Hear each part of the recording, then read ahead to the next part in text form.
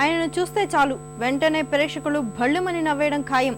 కోలీవుడ్ లో స్థిరపడి ఎన్నో హాస్య చిత్రాల్లో నటించి టాలీవుడ్ లో అడపాదడపా కొన్ని సినిమాల్లో మాత్రమే నటించినా ఆయనంటే తెలుగు ప్రేక్షకులకు మరింత ఇష్టం. ఎన్నో బాధల్ని మునిపంటిన బెగబట్టి నవ్విస్తూ ప్రేక్షకులకు చేరువైన ఆ కామెడీ కింగ్ నగేష్. తమిళ సినిమా హాస్య చక్రవర్తిగా పేరుగాంచిన నగేష్ జయంతి ఈ రోజు. ఈ సందర్భంగా ఈ దక్షిణాది చార్లీ చాప్లిన్ సినీ జీవిత విశేషాలపై ప్రత్యేక కథనం.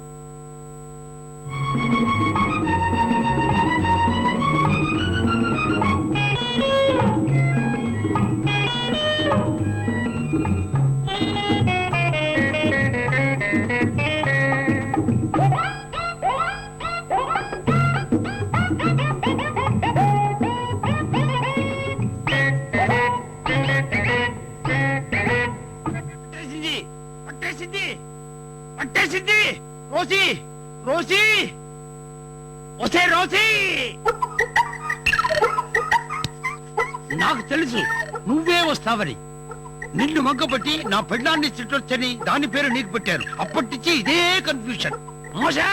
ఆగో, చిటికిన వేల సీనికేగా వస్తున్నావు. కాలెత్తరా